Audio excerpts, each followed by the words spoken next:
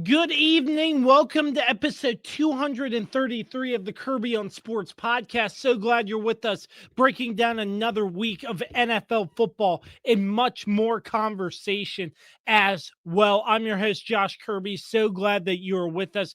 I want to thank you, each and every one of you, for making the time to stop in, saying hello to the Kirby on Sports podcast. Your support is greatly appreciated. So I appreciate your time and thank you again. Make sure you like, comment, subscribe, share on all audio platforms and YouTube as well. A huge thanks to all of our sponsors for making the Kirby on Sports podcast what it is today. Frederick County Parks and Recreation, PM Plus Reserve, Shenandoah Primitives, Mark Francis with Icon Real Estate, Bear Pest and Termite Services, Mark Lynch with Guild Mortgage, Shenandoah Music, Icon Media, On the Road Driving School, New Look Landscaping, The Cider House, Barry Pearson with Equipment Share Advanced Solutions at 540-935-1069, and the official energy drink of the Kirby on Sports podcast, Don't Sleep Energy. Use promo code KOS Podcast for 12% off your order every single time. Episode 233 of the Kirby on Sports podcast. It is so great to get the three-man booth together once again. Oh, okay. Well, I guess we'll just introduce all of Dan Dem. This threw me off. The weapon Dan Dembski and the Swiss Army knife Carlos Martinez. Did I do that right? No, you absolutely botched it. Considering you pointed the wrong way. My God, rookie! Yeah. This is your lovely host, ladies and gentlemen. He has 1 week off. He has 1 week off. He has 1 week off, and he's just 1 week where he's just. That's terrible. That's terrible. Move on. Well, again, that is the weapon, Dan Dembski. I was confused. I usually introduce you one at a time. And well, times have changed, baby. You got to learn to adapt. And none other than the three-time reigning, soon to be four. Do I need to add three-time?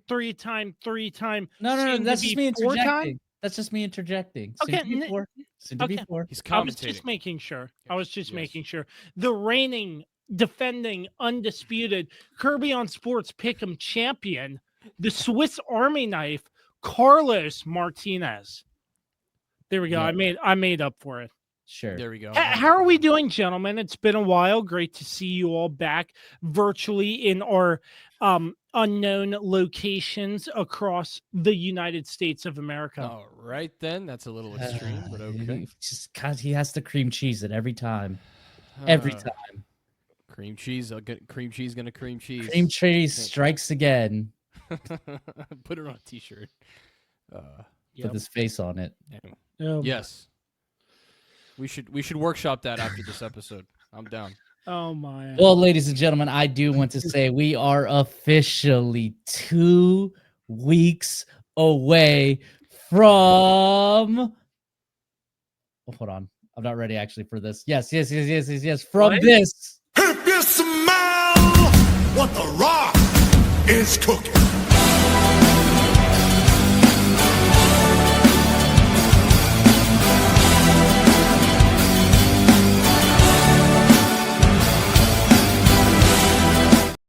We are officially 2 weeks away from the 1,000-day celebration of your three-time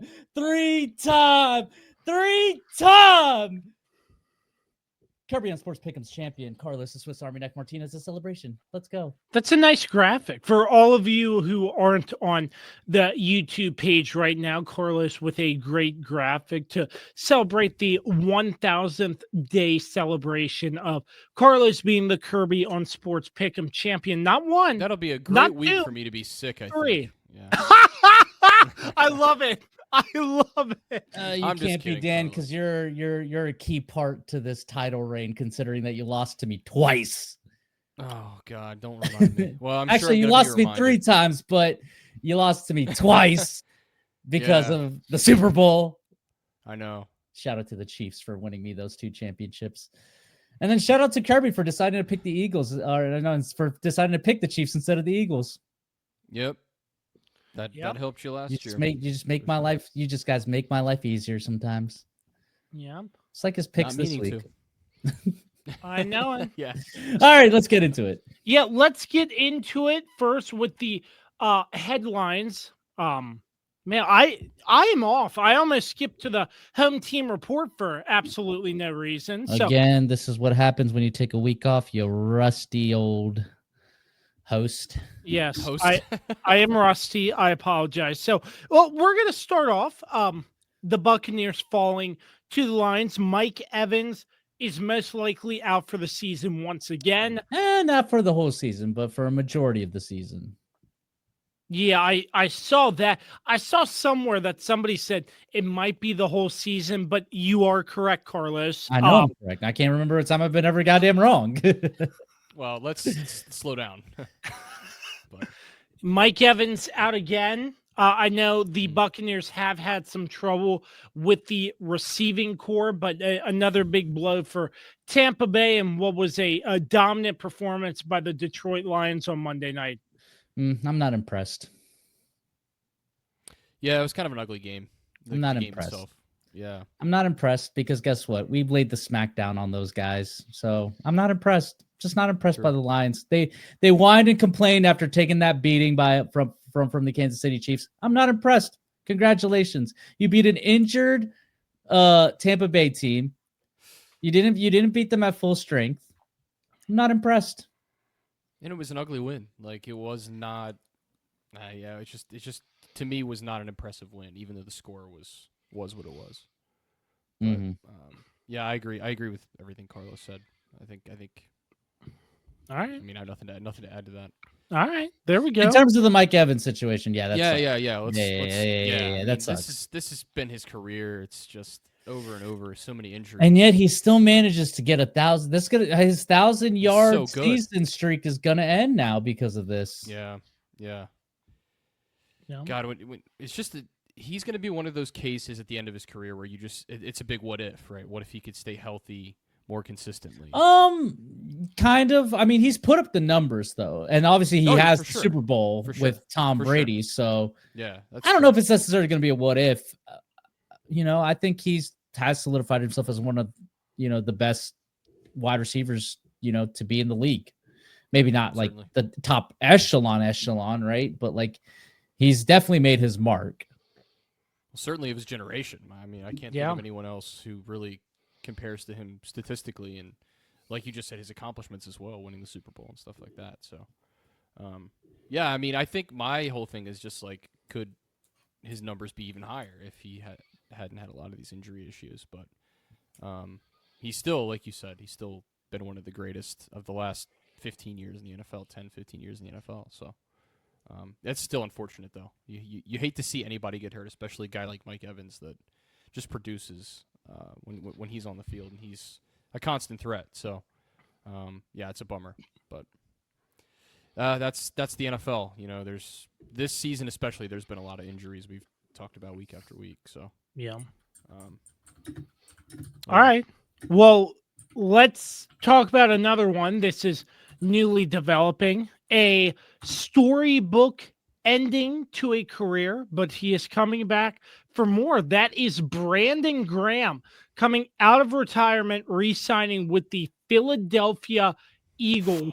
He wants some more, it seems like, and I know I'm not an NFL football player. I never had the opportunity to play football, but I know that there's probably an itch somewhere if you still have that competitive edge and you want to compete. And I think that's what Brandon Graham wanted to do and see what he can do with it. But he is back in the National Football League and back with the Philadelphia Eagles. I honestly don't have much to say on this one. I guess they realize they need each other, is the way I would look at this. I mean, I don't know. It's a weird situation from my vantage point. I think he accomplished everything he could accomplish. He went out on top. I don't really understand from his vantage point why he would come back. So it makes me wonder, like, I guess he still has a lot of contacts on the inside of the organization Were they just kind of begging him to come back? Not begging him, but, prodding him to come back into the NFL and to help the Eagles out. I don't know. I mean, that's just my gut feeling, but it's very odd to me. I can't make sense of it, why he would come back from his point of view. I guess my question is how much of an impact is he going to really make right now, just considering that we are we're going into week 8, so we're about getting close to the midway point of the season. He obviously hasn't played. He didn't go through a training camp. He's not going to be in football shape. He may have kept himself in shape, but he's not going to be in football shape. We all know that he's a special player, but you retired for a reason. It's because you felt like you couldn't do it anymore. So clearly, I think he misses the grind of it. I mean, Jason Kelsey's talked about it. That's why he still hangs around the facility and all that stuff, because he loves, he just loves that, I guess, atmosphere of being in the locker room and having that type of structure and all that stuff. And a lot of retired players talk about that's what they miss the most, is that camaraderie in the locker room is what they miss. And maybe it's not necessarily the grind, but obviously the thrill of playing on Sundays and, the crowds going crazy, because of a play you made and all that stuff. So we all know Brandon Graham loves playing football, but he is up there in age. And then, like I said, he hasn't played, we're halfway through the season. He hasn't been playing, so it's like he's not going to be in football shape. It's going to take him a while to get into that type of shape. Good point. So I don't necessarily know how much of an impact he's going to really make right now.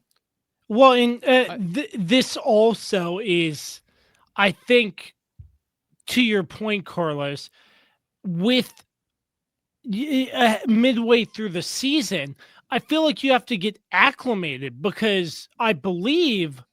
Wait, no, that's a bad point.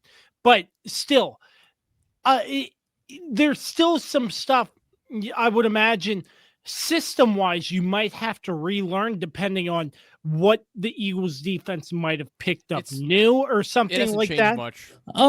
Changed much since maybe.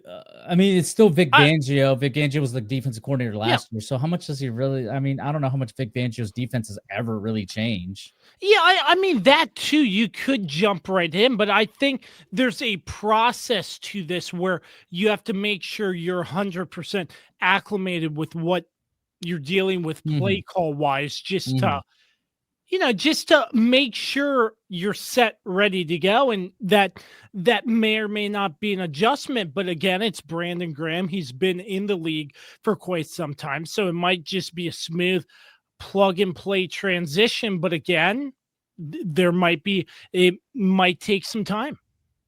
I think too, a lot of these guys, especially a guy like Brandon Graham, who was in the league for such a long time, you get so used to that routine, that daily schedule of your life revolves around football, revolves around all these different things. And to adjust to go into normal, quote unquote, civilian life after all those years of having that same schedule and all those things, a lot of times I think it's hard for players to adjust to being a person outside of the NFL. So I think that could be another reason why he's coming back. Maybe he doesn't know how to live any other way, right, than being in the National Football League. So maybe that plays a part in this as well. But whatever the reason, I'm just curious if it'll help the Eagles at all. I think that's my overall thing. Will this actually improve that roster? I right now I don't know, because like you guys said, he hasn't played football yet this year. We don't know what kind of shape he's in. It's going to take at least a couple weeks for him to get back into football shape at least. So, but it's going to be interesting to see how it pans out. But yeah, this is odd this far into the season for this to happen. So. Yeah, I don't really. Yeah, I think that's all I got. That's it. Yeah, I think that's all I got. All right, so let's move on to the next headline. We have a couple benchings. Justin Field benched for Tyrod Taylor, and blamed on by the owner for why they're winless. Tua benched in the Dolphins game. Trash. I've been saying it for years. Tua turned the ball over. It's terrible. Yeah, just some never gets old. changes coming to these franchises, these teams that aren't really playing to the standard we thought. I mean, the Jets are the Jets, but what do you make of this? That what we all kind of predicted was true. I mean, Justin Fields, he can run, but he can't pass. Justin Fields is what people try to make Lamar out to be sometimes. Yep. like 100%. Like Lamar has become such a phenomenal passer. Sometimes he relies on the pass a little too much and forgets his talent is in his legs as well. But Justin Fields legitimately cannot throw the ball. And it's crazy to me because I'm like, dude, this kid used to be like, he was one of my most exciting prospects coming out of the draft. I thought he was going to become something, but no, he just never it's just never panned out for him. In terms of Tua, I mean, that was more so, they were losing badly. He wasn't playing great. I mean, the problem with Tua is that contract that they gave him. They can't move off of it, really, because it's a lot of money. It's going to be a lot of dead cap money. No team is really going to trade to pay him that money. So they're kind of stuck with him. But right now, things are just not good in Miami. The fact that Mike McDaniel's not going to get fired, hasn't been fired. I thought he was going to be fired yesterday, but yet the Dolphins are refusing to, change at all. I don't really understand that, to be honest with you, with the way things are going. Nobody understands it, but they're the Miami Dolphins and we're the Cleveland Browns. But yeah. Oh wow. Yeah, that was a good reference actually, because they just beat them. Really good reference. That was a really great reference. You have to be on TikTok to understand what I'm talking about. Yeah, look, the other one that you failed to mention, even though we talked about it in our pregame meeting, was the fact that Jacoby Brissett is looking so much better than Kyler Murray. Like, the Cardinals are actually looking competitive. Marvin Harrison Jr. is playing a lot better with Brissett at quarterback than Kyler Murray. And I think this just proves that, if you're not 100% sure, which this doesn't apply to the Jets, because it's not like the Jets are paying Justin Fields a crazy amount of money. But this applies to Tua and to Kyler. If you're not sure about these guys, there's no reason to sign them early. And they re-signed Tua in year 3. They have 5-year deals. And I understand that there was the threat of a holdout and all that stuff. But look, at the end of the day, you don't have to re-sign these guys. Who are the Dolphins competing with for Tua Tagovailoa at that point? Nobody wanted Tua. Nobody believes in Tua. Everybody sees he can't win in cold weather. He's just not a big time quarterback, at least in the pros. He was a big time quarterback in college, but he's not. He has not been. Yeah. But college is a different game from the pros, and the pros is the best of the best. And if you don't think this is your guy and you're not 100% positive, there's no reason to re-sign them so quickly and early, just because there is a shortage of good quarterbacks in the league. And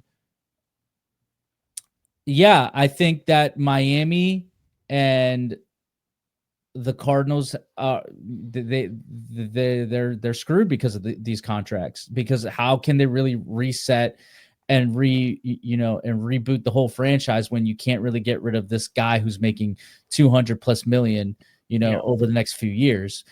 Again, this doesn't apply to the Jets. The Jets, they can easily move off of Justin Fields. They're going with Tyrod. I don't know if that's official, they're going to be going with him for the rest of the season, but yeah. Another guy who's been a journeyman backup.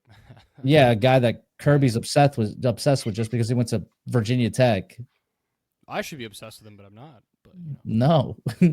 Anybody that goes to Virginia Tech, Kirby loses his mind over. Well, I didn't like even speak on that before, did I?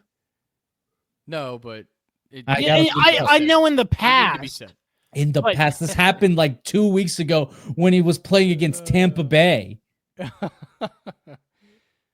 We'll have to find the proof. Anyway. About Tyrod? Yeah. Huh. Yeah, I don't remember. Well, that's why I am the great memory of the I'm the historian of the podcast, because I remember everything, Kirby. Yeah. Except you what I do. had for dinner last night. That is true. That is long-term true. memories there, though. So yeah, to me, this is just two franchises that are hopeless right now, especially the Jets, who we know there's nothing good right now about the New York Jets. And we're the Cleveland Browns. and we're the Cleveland Browns. I don't have a ton to add. I think Carlos really covered both the situations perfectly. I think Tua, again, is, like Carlos said, is a shining example of why you have to be cautious when you're paying your quarterback big franchise dollars when they haven't won or proven anything in the National Football League. We've seen a lot of teams make that mistake, and I think Kyler Murray, bro. Like, why did they pay Kyler? Why Murray did they pay? Like, what has Kyler won? Example. Like, what has Nothing. What has Tua won? Yes, they've made it to the playoffs, Maybe but one in both game, both playoff times, games, maybe? Tua's only made it once. No, Tua's made it once. Yeah, The Dolphins have been there a few times, but he's only played in one game, and that was against Kansas City in that god-awfully cold game. And then Kyler, of course, made it one time and then got blasted by the Rams. Yeah, so I mean, I feel like that's most cases in the NFL. It's usually not going to pan out when you pay a guy big franchise dollars, unless they've won a Super Bowl, which we've seen that kind of blow up in other teams' faces too. Ravens, Joe Flacco. But that's a different story. I think if they win, then that's another. Yeah, because like at least Joe Flacco at won least they've something. won. Or in the case of Dak Prescott right now, like I blasted that contract for a long time, but He's look at the elite. Really well. He's playing great right now. It's the Dallas Cowboys we're talking about here. They have no defense. They have no defense. And of course, we'll talk about them a little later during Kirby's complaint corner. But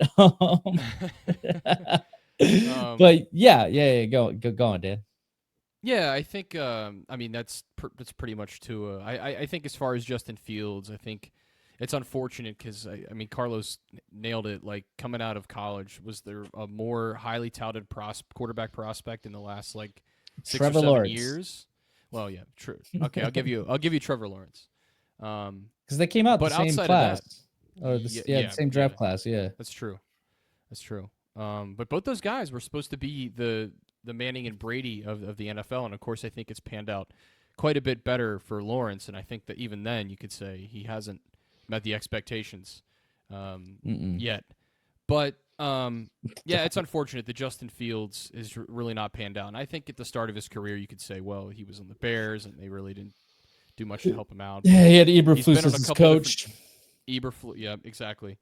But now he's been on 2 different teams. I think the way Pittsburgh utilized him last year is just kind of how his career is going to be. He's going to be a backup quarterback that can come in and he'll give you 2 or 3 solid plays a game, but he's not a guy who's going to go out there and be the starting quarterback and play all 4 quarters and give you what you need, especially throwing the football, as Carlos alluded to. So it's unfortunate, but some guys are just not meant to be starters in the NFL, and I think in Justin Fields' case, it's just how it's panned out, and it's unfortunate that it's come with this Jets team that outside of him is also a miserable team, and again they have nothing else going for them right now. So yeah, it's a bad look in general, but I'm not surprised by either of these moves. I think, as a matter of fact, I think they had to happen for a team to show some sort of life, and with 2 coaches that are probably also on life support right now, I think especially Mike McDaniel. I don't know how he's still going, quite frankly, because at least with Aaron Glenn, he's still in his first season, so you kind of cut him a little bit of slack there. Yeah, I agree. But these 2 teams are a mess, and I think these changes had to happen. I think they're going to be long term for the rest of the season, and we'll see how it pans out at the end of the year. Both these teams might have, will likely have very high draft picks, and we'll see, what quarterbacks are there for them to start this cycle all over again next season. But yeah, it's unfortunate, but I think both these teams trending in the same direction. These changes had to be made, and they're the easiest changes to make because firing a head coach is a step up, I think, from that. And I think that's why both these teams have put that off for right now. But I think that's next for both these teams for sure. Absolutely, I think Carlos covered that well. Are there any other headlines I'm missing or you all wanted to discuss? I got nothing.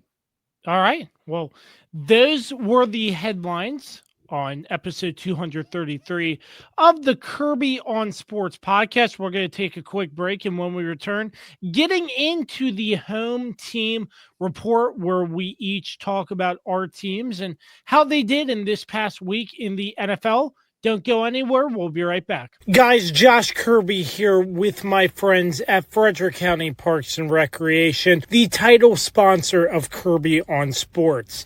Winter basketball, one of their most exciting sports leagues, tipping off here soon. Registration is open until November 10th. The Thanksgiving Day 5K, one of the biggest races of the year, and the New York City trip that Parks and Recreation offers each and every winter. If you're interested in any of those or even more activities that Parks and Recreation has to offer, you can visit their website at fcprd.net for sports fans living in condominium and homeowners associations, as well as business professionals. When you need a reserve study, PM Plus Reserves has been in business since 1990. Their studies are accurate and easy to understand. Check them out when your association needs a study. www.pmplusreserves.com. You can also contact them at 703-803-8436. Once again, www.pmplusreserves.com. Is it finally time to upgrade your home's interior? How about with an authentic farm table made locally from recycled barnwood? Shenandoah Primitives, based right here in Winchester, Virginia, makes farm tables, benches, tables, coffee tables, and a long list of other items for your home decorating needs. At Shenandoah Primitives, function and style are combined for great furniture that will last generations. If you're interested in combining the industrial look of metal with wood, or considering something incredibly unique with a live edge, Shenandoah Primitives turns those ideas into reality. Thinking about a mirror, wine rack, or other accent piece for your home, Shenandoah Primitives can assist with that as well. As a local small business, Shenandoah Primitives is happy to work with each client for a custom design or schedule an appointment to come out and view current inventory. Local, high-quality, handmade items can be found at Shenandoah Primitives. Find us on Facebook and Instagram or visit us at www.shenandoahprimitives.com. Once again, that's www.shenandoahprimitives.com. Back in business here on episode 233 of the Kirby on Sports podcast with the weapon Dan Dembski and the Swiss Army knife Carlos Martinez. I am Josh Kirby. It's time for the home team report in the order that our games were played, starting off with the Kansas City Chiefs 31-0 shutout victory over the Las Vegas Raiders. Carlos, I know there's probably a lot you could take away that worked very well for the Kansas City Chiefs. What stood out to you?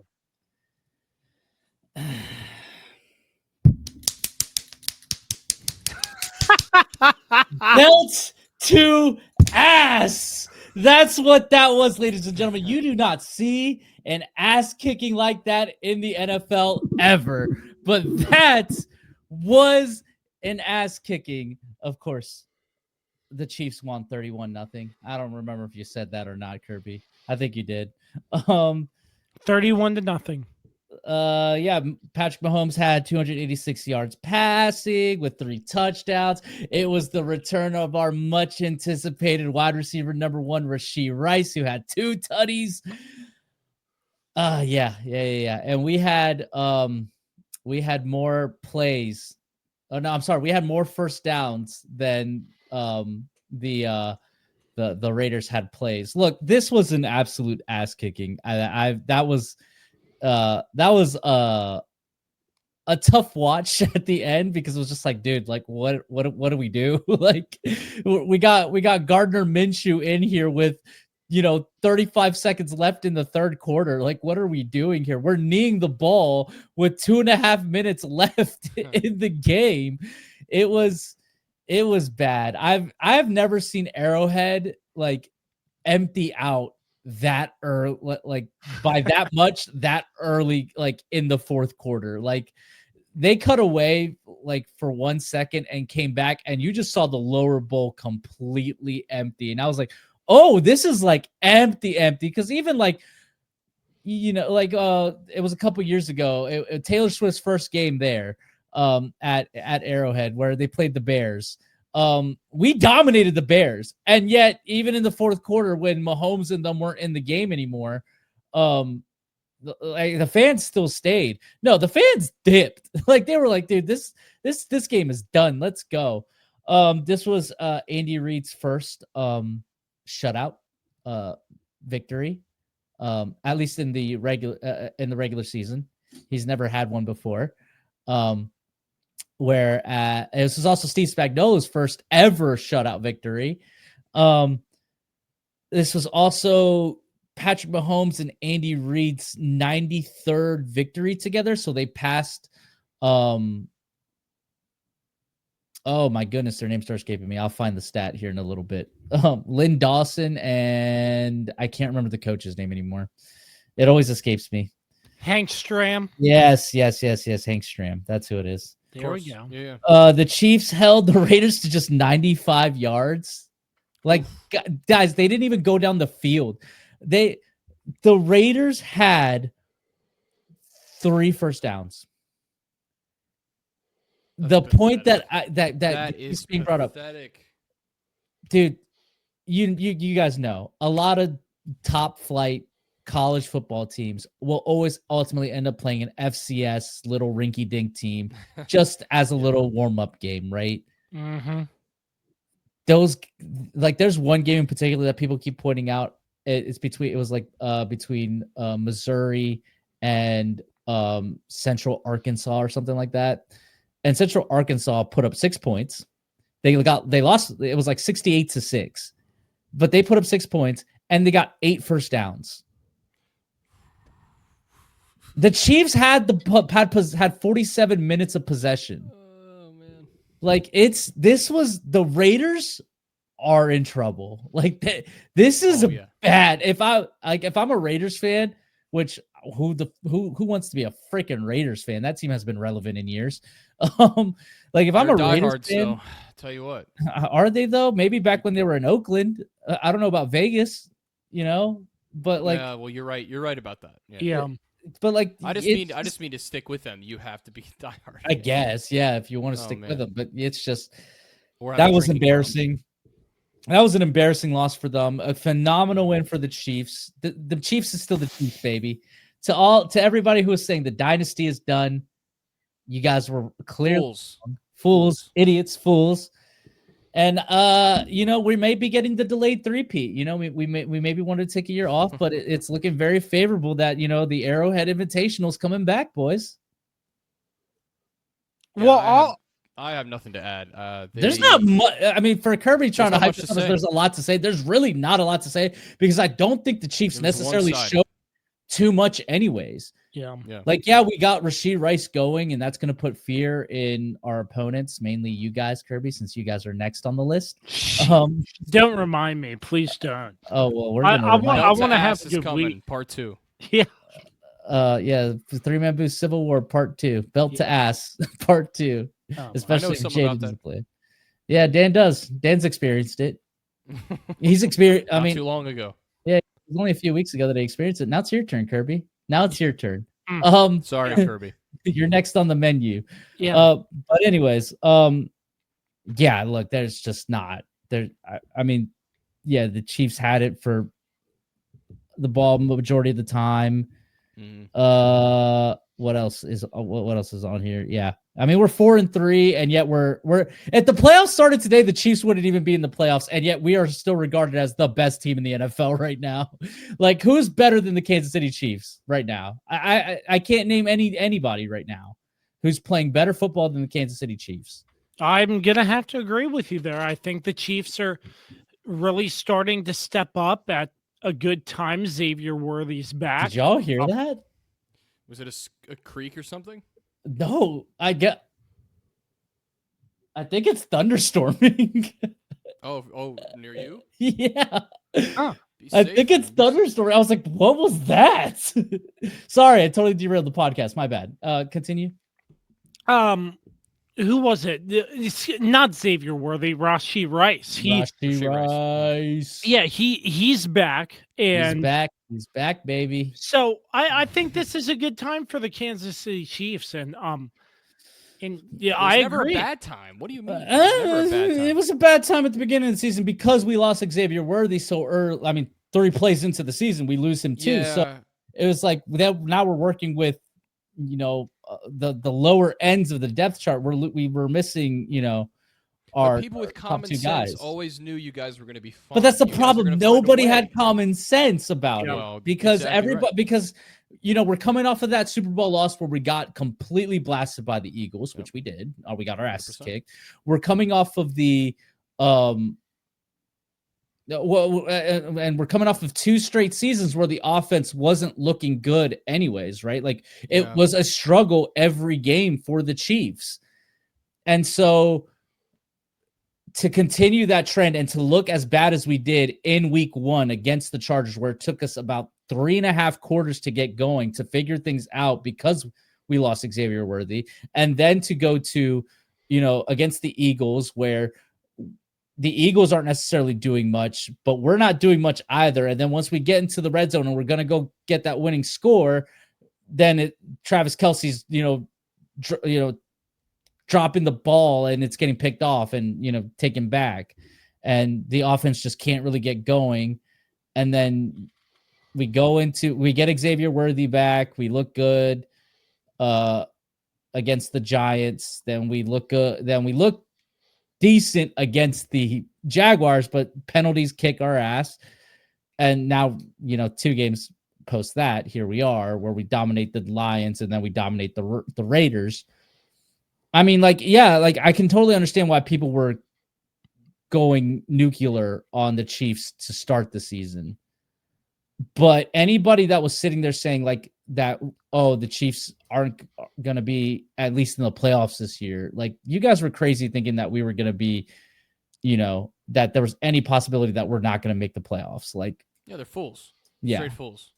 Nothing else to say. I'll straight up say this. If I was Pete Carroll, I'd be regretting coming back coaching into the league with this mess the Raiders are on right now. He's laughing all the way to the bank. What does he care? He's getting paid. And then on top of that, again, this is his first year. It's not like he doesn't have his guys in there. And then nobody really expected. He inherited a bad team, though. Yeah. And then, they were hoping that Geno was going to be an upgrade, which I thought he was going to be an upgrade to what they had. Yeah, he's playing terribly.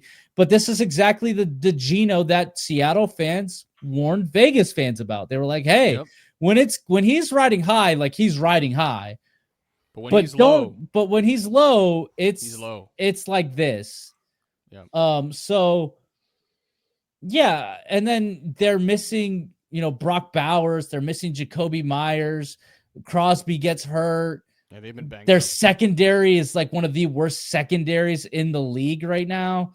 Maybe behind yours, that's up for debate, but you talking to me or Kirby? Because both secondaries are both. I'm talking to both of you.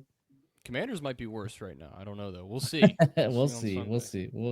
We'll see how this goes. But yeah, look, phenomenal win by the Chiefs.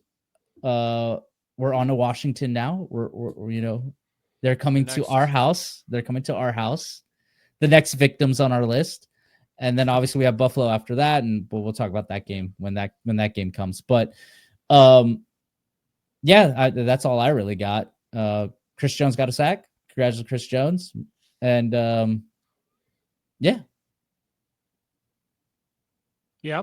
think you said it perfect. Oh, also Kenny's baby hands Pickett, fumbling the ball in his first snap.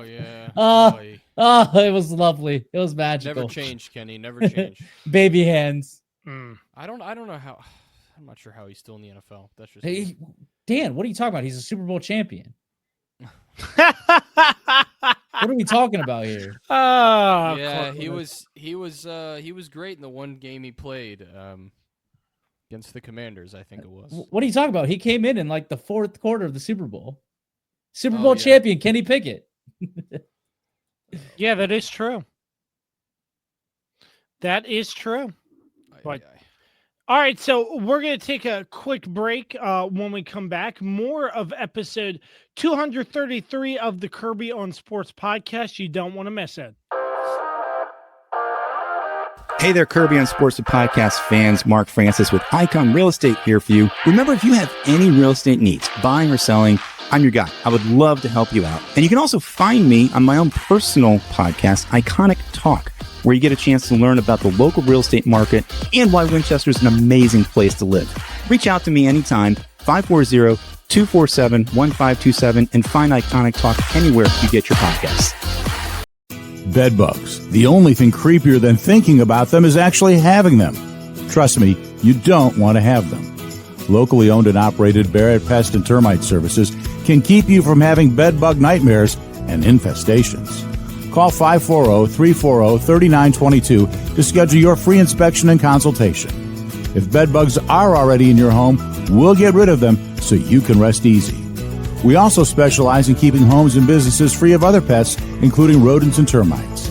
That's Barrett Pest and Termite Services, 540-340-3922. It's Jason, General Manager at Shenandoah Music, here to tell you all about... Jay, what are you doing here? Well, Matt, I'm trying to tell the people about our selection of guitars, basses, keyboards, drum sets. I know that, but I always do the radio spots. You get to have all the fun. I want to tell everyone about our huge selection, unbeatable prices, unmatched service, and in-depth knowledge. Jay, I really don't think now is the time to discuss. So remember, folks, when you think music, think Shenandoah Music in Winchester. That's my line. It is now that time. Attention. Excuse me, sir. You don't. Whoa! Excuse me, sir. No, You don't get to it's introduce time. the segment. you don't get to do that. You don't get Nope. to do that. You don't get to stop. You don't get to do that. You don't get to do that. Yeah, I'm doing Oh, that. you don't get to do it. It's mine to You're killing these people that are listening. Yeah, Carlos is cursing. Introduce the segment. What Not do that you segment. Introduce what we're talking about. mean? Hey, we're back in Shut business. the hell up. Attention. Loyal listeners of the Now I will do it. Attention. Loyal listeners of the The All right, come on. Attention. Loyal listeners of the Kirby on Sports podcast. The following segment contains high levels of Kirby brand whining, complaining, and possible overreaction to sports-related events. We'd like to take a moment to apologize, but let's be real. You already know what you signed up for. While we strive to bring you balanced and informative commentary, sometimes the passion overflows. Please enjoy the upcoming segment responsibly. Thank you for your patience and continued support. Kirby's Complaint Corner begins now.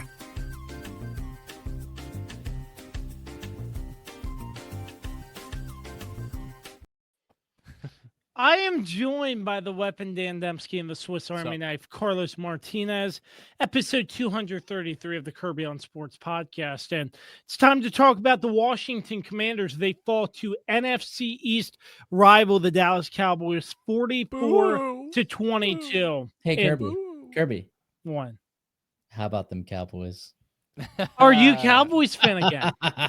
Are you Cowboys fan again? Did I ever say I reinstated my fanhood? It's just funny to say. It's Yeah, just funny to And say. true. And Well, true. Gentlemen, what I'm discussing is stuff we've discussed before. The secondary, I mean, the defense, just in my opinion, non-existent. And same, we've discussed this before. We can run back the tape on numerous podcasts this season. Marshawn Lattimore, what's he doing? I mean, I don't know. It's the same Getting stuff. paid. Offensive line, shaky. Obviously, Jaden Daniels going out.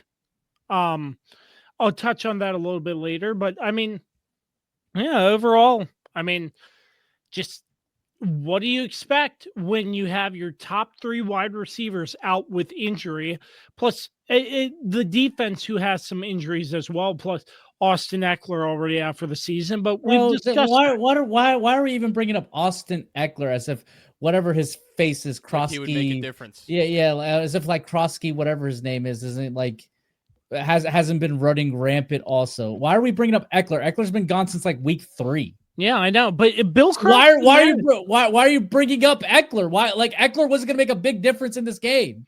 No, I'm just saying with other injuries.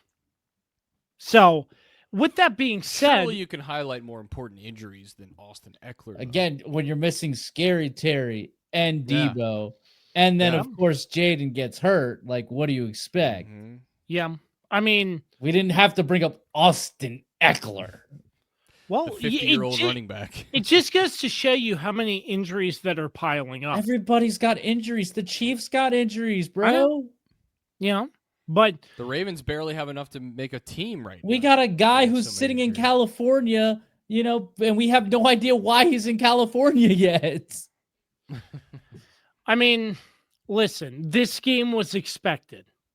No, I it wasn't. fully expected it. Stop lying. No. Stop lying. I Kirby. expected that. You are a liar. I was not. No, I was you not are a liar. in the least. Kirby, you are a liar. Dallas's defense looked spectacular. Stop the cap. Because Washington wasn't able to get anything done because of the injuries that the Washington Commanders have had. Terry McLaurin out, Deebo Samuel out, Noah Brown out. Kirby, but you can't not sit really here, that Kirby, you much can't sit here and say there. that. But you can't sit here and be fully like, I expected it. No, you I fully didn't. expected You're it. a liar. You're such a You're liar. a liar, I Kirby. fully You expected do it, this Kirby. every time. You did this last year. You did this. You're doing it again this year. No, I expected it. Stop. What do you expect Stop. when your top 3 wide receivers are out? What do you, Kirby? You didn't even know that Debo was going to be out until the Saturday before the game. And that's when I knew. But don't sit there and be like, I expected it, because you didn't expect it. You expected your team to have a shot. Don't sit there and be like, I predicted this. You didn't predict anything. You didn't come on this show and predict it. As a matter of fact, you weren't even on the show last week. You made a brief cameo He was hiding. and then you're sitting there acting like you're freaking Romo Stradamus over here, be like, I expected the Commanders to get blown out by the Cowboys. No, you didn't. Nobody expected. No, you didn't. Nobody expected the Commanders to get blown out. Once Debo went out, it does not matter, because guess what? That Dallas defense has been atrocious. So don't sit there and be like you expected this to happen, because that Dallas defense put up a great performance here this week, yes. But the Carolina Panthers were all over them. Every game that they've been in has been a shootout. Do not sit here and tell me that you expected the Commanders to get blown out, because that is BS. No, nobody expected that. It. You did not, Kirby. Yeah, Stop lying. I'm not lying. Nobody expected this to happen. I'm giving you the truth. Because you're not. You're not giving me the truth, because I know you. You're lying. Why you're trying to save face. You're trying to save face because this is what you do. You want to. This is your coping mechanism. You do this every time. Every time the Commanders get. No, you did it. Kirby, stop saying it, because you did it. And start acting like you're genuinely mad that you're trying to act like you predicted that the Commanders would get blown out, because you didn't. You're lying.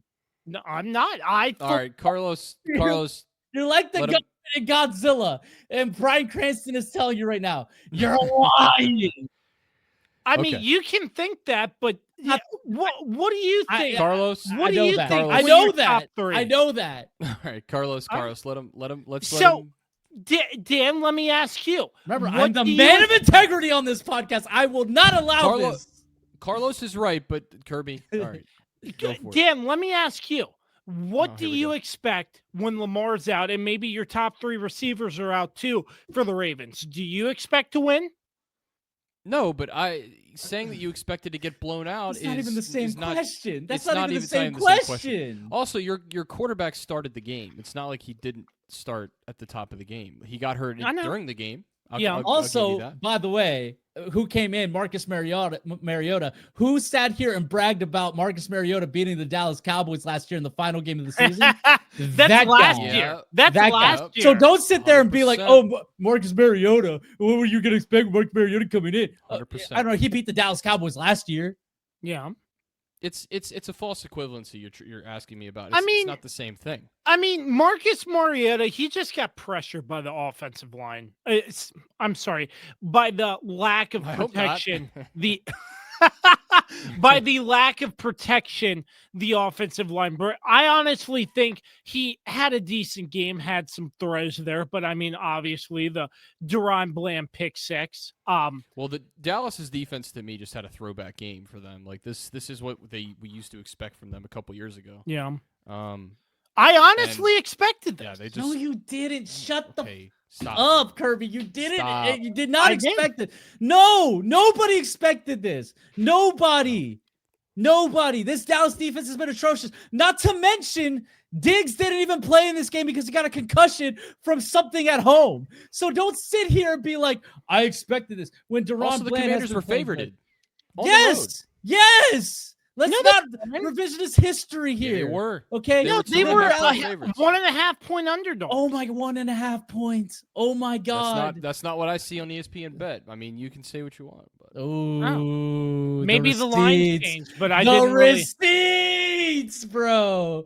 The receipts. You're full of it, Kirby. You did not expect this. Don't stop trying to cope. I understand that you got all these weird little buddies on Facebook that you want to, try to disarm and be like, I expected this. I expected this. You guys can't hurt me by making fun of the fact that we got blown out. Yeah. This is your coping mechanism. You do this every year. You can say that if you want, but I expected it. Not even me saying this. I have literal years of proof from this podcast that this is what you do. You try to disarm this whole thing where we can gang up on you and try to be like, I expected this. Just because, since I expected because I did. I'm not backing down from this. I expected this with the amount of injuries that the Washington Commanders once again, as the man of really integrity. A big loss. Once again, look, I'm looking directly in the camera. Ladies and gentlemen, you know what? Ladies and gentlemen, I will not allow this to happen. I will not allow Josh Kirby to lie to you. Carlos and Dan, the Truth in Podcasting, is making a comeback once again for this. We will keep this man accountable. He is lying to you, and I will not allow it. Why would I be lying? I'm just telling you what I. Hey, I'm Dan. We are all over the map here. Okay, whoa. Oh no. What happened? We have. Okay, Kirby, you have a problem here. Kirby, keep talking. There we go. So, I mean, we're done. The podcast has been derailed. This is all over the place. I got it back. Okay, sorry. All right. I mean, you survived. I mean, let's get this back on track. I mean, Jaden Daniels looked. We were never on track, but go for it. There we go. That's smart, Dan. Jaden Daniels, I liked what he was able to do with what he had. Found Jalen Lane, open receiver. Had some mid-range shots, per usual. And mid-range shots. What is this, basketball? Mid-range. I'm sorry, like not the deep throws, but 10, 15 yarder stuff like that. I mean, I think the NBA season starts literally right now, but oh yeah, that is true. But that was a bad analogy, but I liked what Jaden was able to do. Obviously, him going out. And let me address something here. Let me address something to you right now on this podcast. Oh, do not associate Jaden Daniels with RG3. These are two separate situations. Oh my God. Here we go again. No. I'm seeing people. No, you saw his mother's tweet. That's what you saw. That's what's making you bring this up. Mr. Chronically Online over here. I'm really not chronically online, but then you bring this up. You're chronically online, bro. Like, stop the cap. These are two separate situations. Stop ladies. The cap. What am I capping on? You have really, really pushed me to the edge on this segment. In a way that I don't think you've done this in a long time. I'm crashing out right now, Kirby. I have not crashed out this hard on this podcast in like years. It's been a while. So what am I capping about there? Well, we were talking about the Chronically Online thing. Okay, but what am I not correct in saying these are two separate things? Yeah, but who the hell is comparing this? Like nobody, that's not a national media story that the parallels between narrative it's not though. Nobody is saying it except you and your little commander circles. Dimwits on social media. Nobody with actual like football know-how and knowledge is saying that this is the same thing because it's not the same thing. We all know it's not the same thing. There's no reason to really bring this up. Injuries happen. Okay. And I trust. To compare anything to what happened to RG3 is ludicrous and ridiculous. Can we please stop? All right. And, I know your fans, it's in the back of their mind. They have PTSD from it. I understand it. But we can't, every time a quarterback gets hurt, we can't try to compare it to RG3. Okay, let's just stop. Let's just stop the cap. Come on, that's enough. All right, I'm getting a sound for that too. Every time you're capping and I need you to stop the cap, I'm going to play a sound. Stop the cap. So it's gonna be Captain America's music. I mean, dun, dun, dun, dun, dun. I mean the track for the Washington Commanders now is a big stretch of games coming up, and how's that going to go? I can't predict into the future. Yes, you can. Apparently you can predict. Yeah, apparently you can. Liar. This is how it's about to go this Monday. Belt to ass. Hey, belt to ass, baby. Hey, you know what I'm going to say to that, Carlos Martinez? Nothing. I fully will expect that. Because it's the Kansas City Chiefs. Wow. It's a hostile environment. Wow. Yeah.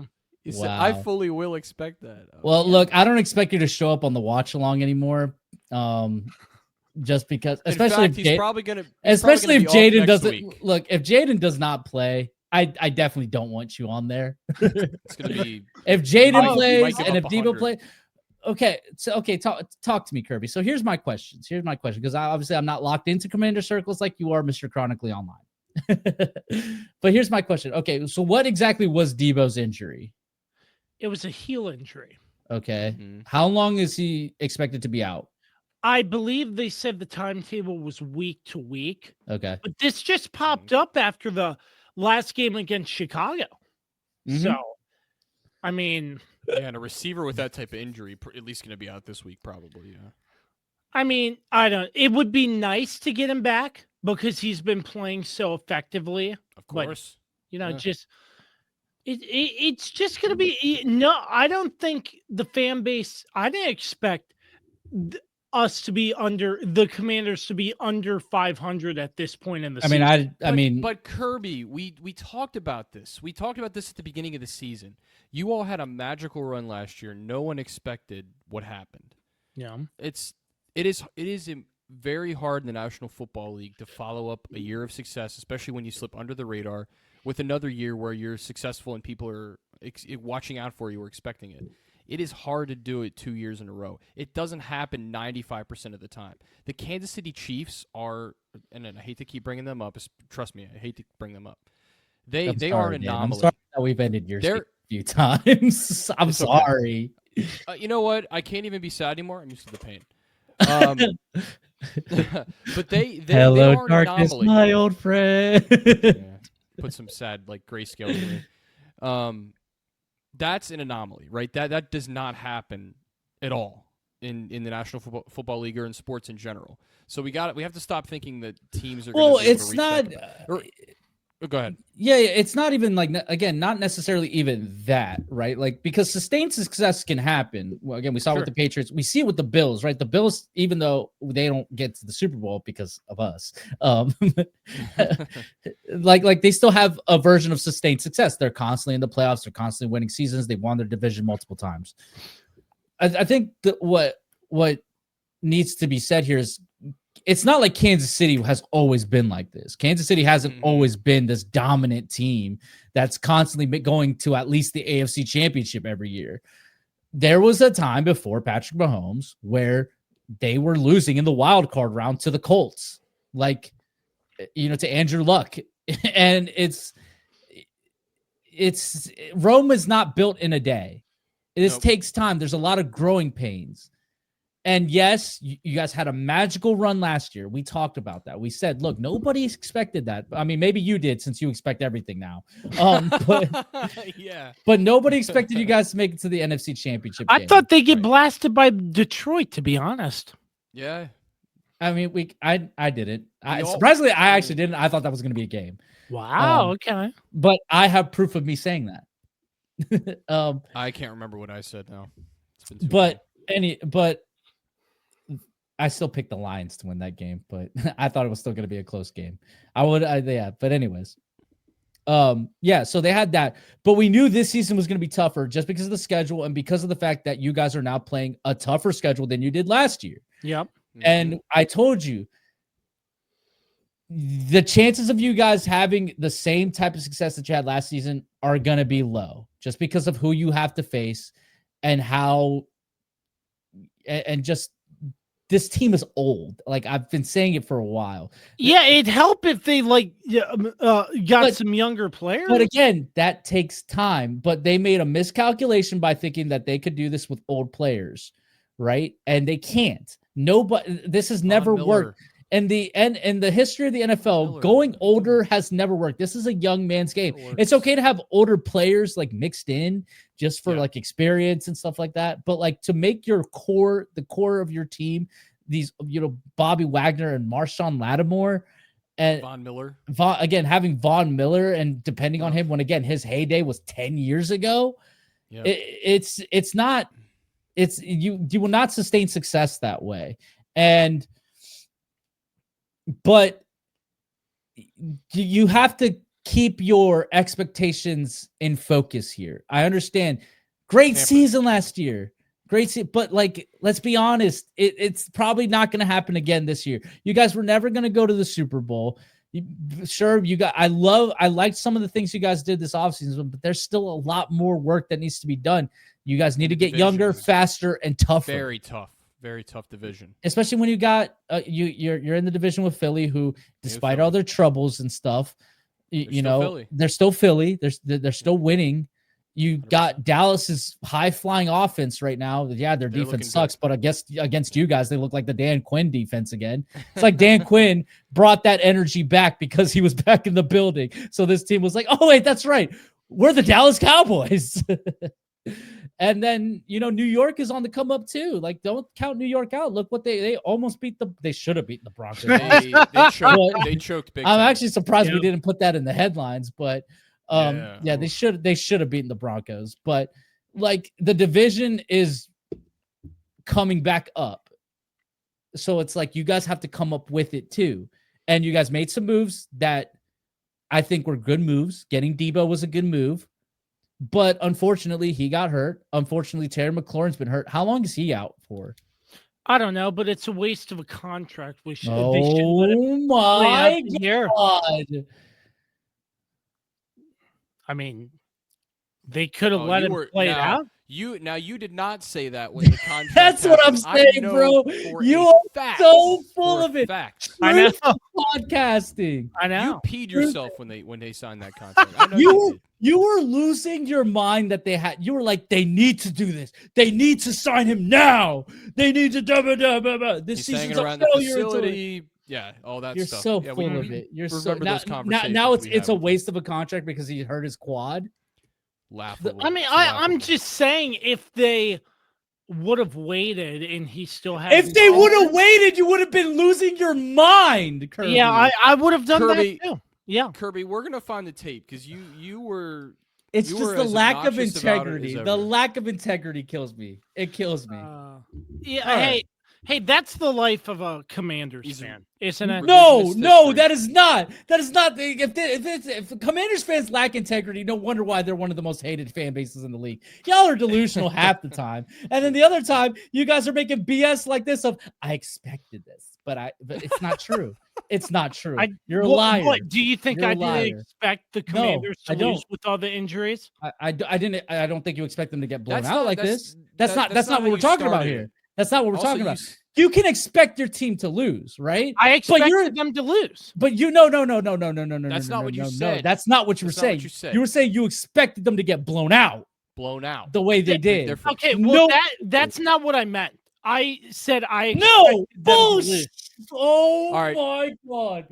This segment needs to Lord end. Jesus, take the wheel. Get off this freaking segment. Get off this freaking segment. It's time to go to. It's time to go to America's favorite segment. I think. Hey, the Commanders. Get off this freaking segment. The Commanders fall to the Dallas Cowboys. What we are. We have to touch on one more thing, if you will. Why? Bear with me here. Oh God! The Ravens removing basketball hoops and video games from their locker room. This is a non-story.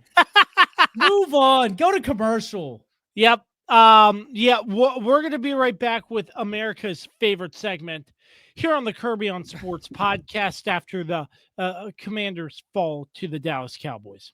The Cider House is now open on East Piccadilly Street in downtown Winchester. The Cider House is open starting at noon Wednesday to Sunday. Stop in for a wide variety of ciders on draft, as well as 4 Virginia beers, wine, and ready-to-drink canned cocktails. Don't miss our lunch specials featuring our house salad. We also have dinner specials too. Stop in today at the Cider House, located on Piccadilly Street in downtown Winchester. Are you looking to take the final steps in order to get your driver's license? Look no further. On the Road Driving School offers teen and adult driving, along with classroom sessions for teens and adults, DMV re-exam classes, and driver improvement classes. On the Road Driving School has what you need in order to get on the road. Contact them today at 540-869-6105. That's On the Road Driving School. 540-869-6105. On the Road Driving School will get you on the road. Fall is here, and New Look Landscaping has everything your home needs to look its best. Brighten your yard with colorful mums available now. And don't forget, New Look offers professional power washing to give your home a fresh, clean look. Call New Look Landscaping today at 540-327-1244 or email them 2025.nullook@gmail.com. And we welcome you back to episode 233 of the Kirby on Sports podcast. You heard the headlines. You heard the home team report. It's now Kirby making up a bunch of BS. and we're checking now, on it, all right? Truth in podcasting. Truth in podcasting, Dan and Carlos, Truth in podcasting. And now it is time for America's best segment. I don't think I'm lying there. Truth in podcasting. America's best segment right here on the Kirby on Sports It's podcast. not the best it's America's favorite segment. Oh, yeah. I lied. Welcome, ladies and gentlemen, to week 8 of the Kirby on Sports Pick'ems. As you can see, your three-time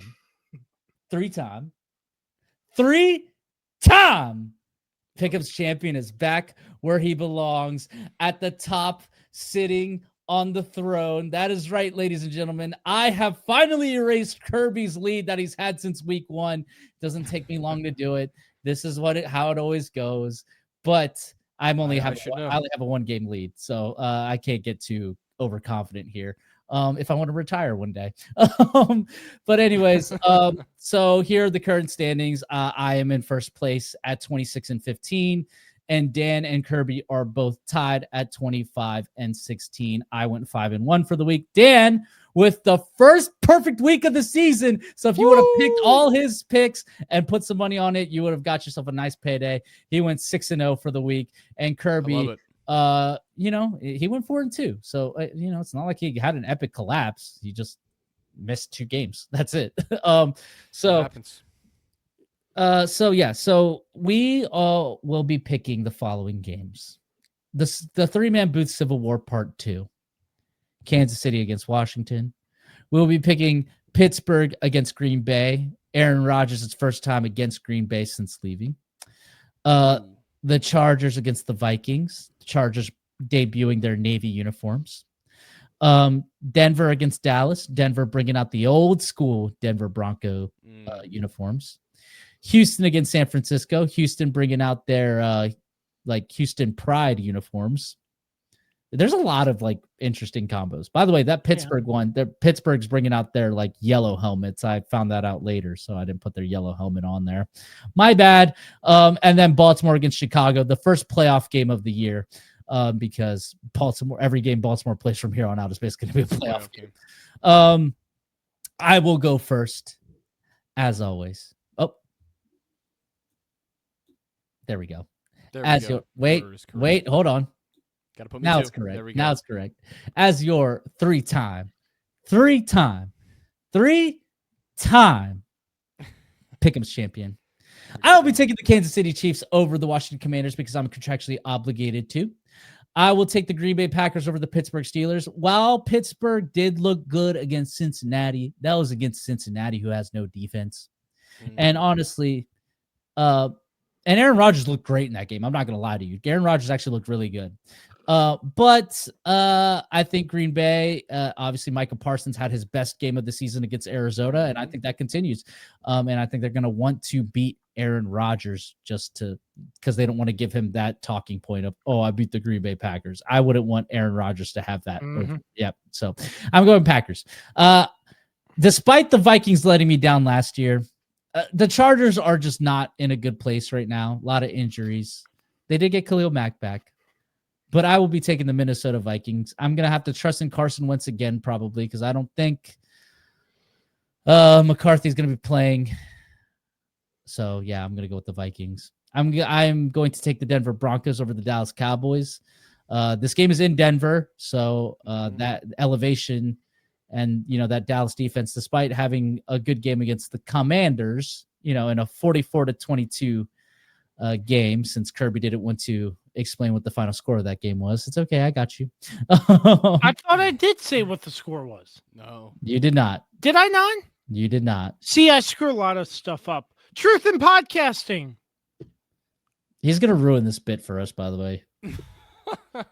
It's going to happen. Boys, anyways, I love you both. Anyways, I'm taking the Broncos over the Cowboys. I'm going to take the 49ers over Houston. Houston is absolutely awful this season. And even though the 49ers aren't that much fun to watch, they at least know how to win games.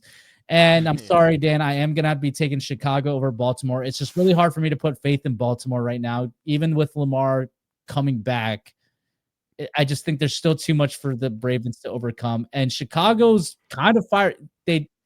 Caleb didn't play well against the Saints. Like, he didn't. But, I mean, this Baltimore defense just does not have it this year. So, I'm going to go with Chicago. And they played better before the bye, though, I will say. They played better against the Rams than people expected. Until the Rams finally were like, okay, let's end this. And then the Rams were like, you know what? We're not going to embarrass this team. And they stopped. Yeah, well, that's fair enough, I guess. Well, anyways, and with that, I throw it now to this podcast's favorite number 2, the Josh Allen to my Patrick. There it is. And my esteemed co-host whenever the stooge Kirby is not here, Dan Dembski. Thank you, Carlos, Mr. 3-time. Appreciate that. 3-time.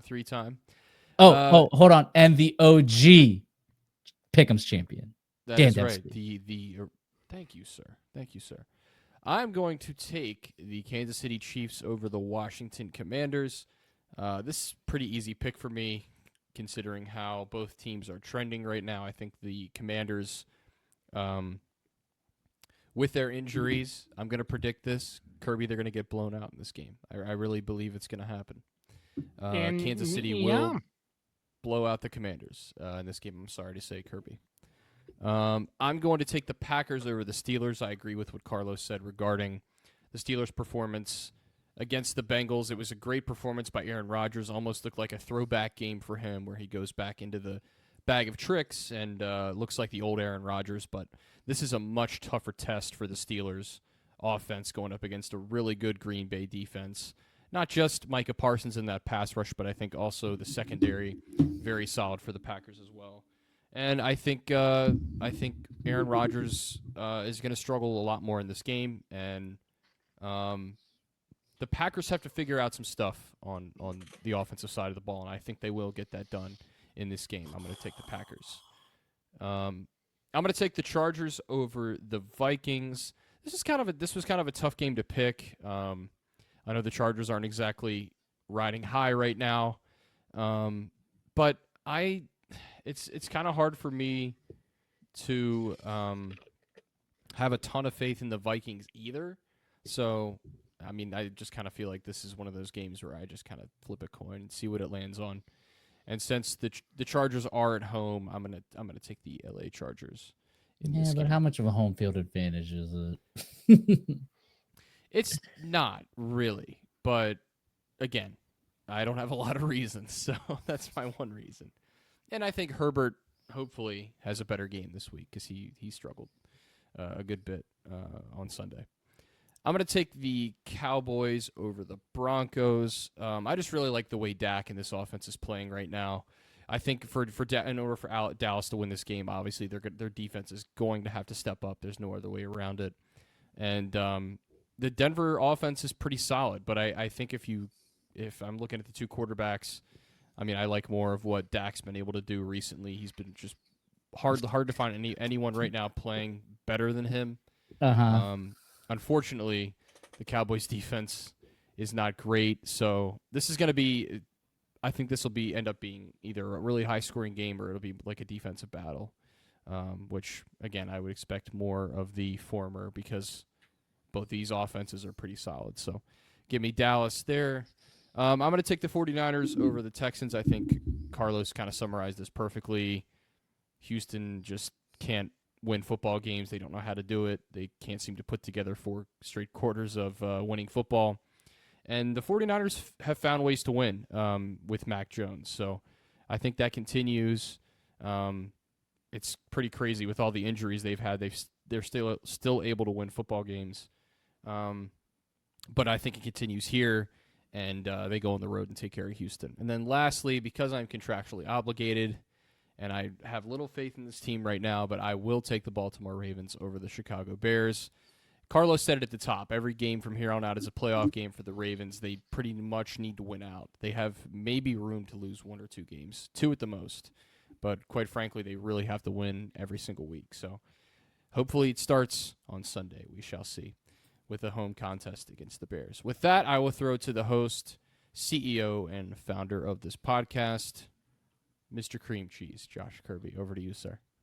Yes, thank you very much, Dan. My picks for this week, we're going to see how these roll. The first game, the Kansas City Chiefs and the Washington Commanders. Chiefs by 60. I'm picking the Commanders.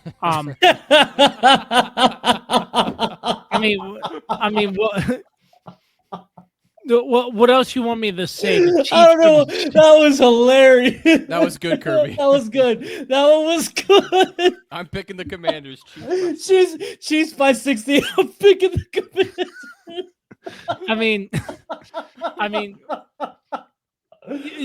What else should I say? What else did I say? Commanders have a chance. No, that was good. Carlos. That one was good. I could say the Commanders have a marginal chance, but you're going to blow me out of the water for saying that because the Chiefs have Travis Kelce, one of the best tight ends in the National Football League. With Patrick Mahomes. All right. And don't forget about the rest of the weapons. And Andy Reid, Kirby, the mastermind. Kirby. And Steve Spagnuolo. Oh, my gosh. Kirby, you did too much. You had a high moment there. You made a great joke. You were cooking there, and then you overdid it. You overdid it. You did too much. Okay, I will be picking the Pittsburgh Steelers over the Green Bay Packers. I think the Steelers are playing very good. The Packers, this could be a very interesting game, but I think the Steelers edge the Packers in this matchup. I'm taking the Chargers over the Minnesota Vikings. I don't think the Vikings have the spark with Carson Wentz. Carson Wentz kind of struggled, although he's doing some good things for Minnesota. I think the Chargers pick up and get a win against the Vikings. I'll be picking the Dallas Cowboys over the Denver Broncos. Dallas's defense is, I think they're trending in the right direction, looking even better and sharper after a big victory over the Washington Commanders. give me the Dallas Cowboys beating the Denver Broncos. I'm a pick an upset here. I think the Texans over the 49ers. I think. Hold on. I just want to preface this really quick. Kirby made this pick before last night's game, so I'm pretty sure he might have still stuck with Houston, but I just want to preface that he made this pick before the game. Yes. So I just want to preface that if anybody's going to give him crap for picking the Texans, he made it before he saw what happened on Monday night. So I want to give him some slack there. Yeah. Yeah, I'm not going to be childish and just ask to switch the pick. I'll see how this. I wouldn't have let you switch the pick either way. We never switch picks. Yeah. Okay. Yeah. Unless I explicitly tell you guys, hey, because of such and such situation, like a quarterback going down like during practice or something. A COVID situation again, like 2020. Yeah. We don't change picks. Once your picks are in, they're locked in unless I give it a special circumstance. Yeah. Not even me, the committee. Yeah, yes. Absolutely. So I'm gonna pick the Texans. I think I could see an upset, but again, I could be completely wrong. And Carlos blasts me for it as well. I'll be picking the Chicago Bears. I feel bad for you. Like, my God, it's like everything. It's like, Carlos blast me. If you can't take the heat, get out of the kitchen, bro. We've been doing this podcast for 5 years at this point. I'm picking the Chicago Bears. I think they have the edge over the Baltimore Ravens. I'm sorry, Dan. I don't really have a lot of faith in what the Ravens are able to do. You and all of us, believe me. But hopefully with the removal of the basketball hoop in big games, they might get better. All right, that was good. Yeah, but that was good. Who knows? Strong. If they win, I will credit John Harbaugh for making the removal. I will never credit John Harbaugh for anything. No. Don't credit him after one win. It's got to be like if they make the playoffs, then you credit him. No, I would credit John Harbaugh for removing the distractions out of the locker room. Well, but what I'm saying is not after just one win. Like give him the credit after, like if they make it to the playoffs. If it's like a playoff runner. Yeah. So again, my picks: Chiefs by 60, the Commanders; Steelers, Chargers; Cowboys, Texans, and Bears. I love that. And gentlemen, I do have to show you one thing because I dropped out of first place. Oh my gosh. Yeah. You take pictures like it's like 2011, by the way. Like this is a 2011 style picture. That does look like an old school Facebook profile. Like this isn't like something that. Take this off my screen. Golly, do you guys want some history? Do you guys want history? Yeah. All right. So here's some history. Going into week 8 last year, me and Dan were tied at 27-15.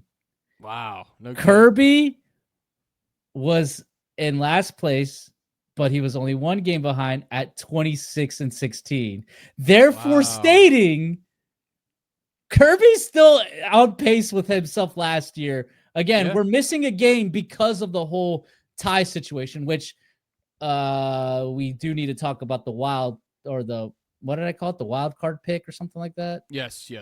That we'll discuss off air. And then me and I'm pretty much in the same spot I was last year. Dan, you're one game to the worse. So I don't know if that's a good sign or not. Well, you say it like that, but it's really not. It's a one game difference, but I'm just saying, like, you're. I mean, if you're technically behind your pace. If I had a similar week this week to last week, I would have more concerns. But I think having a perfect week, I'm right back where I need to be. So. Something else I want to point out about the pick'ems this week. Me and Kirby are literally picking against each other in every game except Baltimore, Chicago. Yeah, so if I have a perfect week, Kirby, you're going to fall 5 games behind me. This is very risky. This is a risky week for you. Yeah.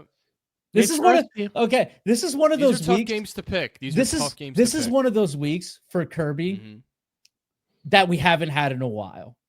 Because last year Kirby didn't do this. Granted, again, he doesn't know who he doesn't know who anybody's going to pick. But he had some of these weeks, the first couple of years we did them, where he like picked complete and just went on a harsh losing streak one week, and it knocked him out completely, and he just could never catch up. Yeah, so this is a risky move. Let's see if this pays off for him, Cotton. Bold strategy. There we go. Well, that concludes the Week 8 Kirby on Sports PickEm, which means it's time to wrap it up. We're going to wrap up episode Don't be silly. Of the Kirby on Sports podcast. Show. So, I'm not... Carlos, if you... Yeah, thank you. You just had to click it. Well, I didn't want to screw it up like last time. He's had a tough day when it comes to working the. In fairness, I messed it up. This show is just completely off the rails this week. This is a rough one for us. We have fun doing it though.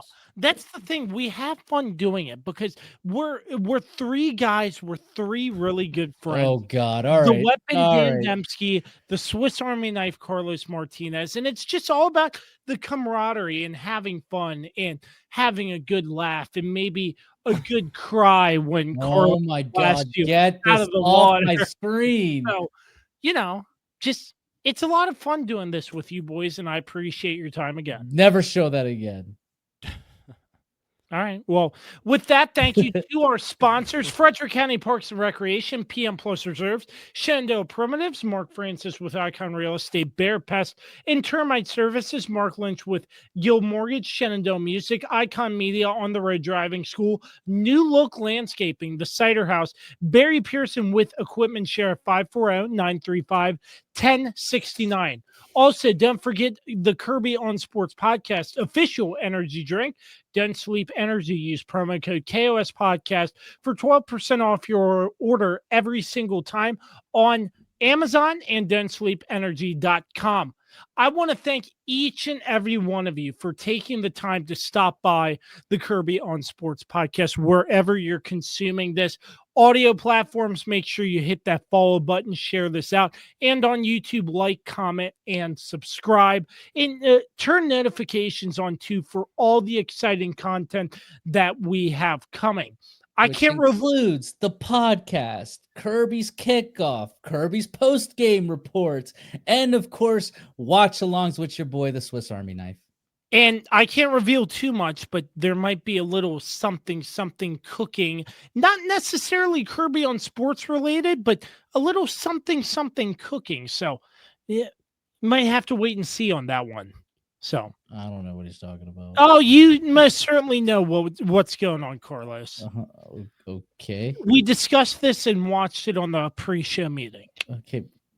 All right. I'm just saying some more interesting and exciting stuff. So stick around, tune in, and find us. And you can find our website, kirbyonsports.com. So for Dan, Carlos, I'm Josh. We're getting out of here, and we will catch you next time. Have a great rest of your week.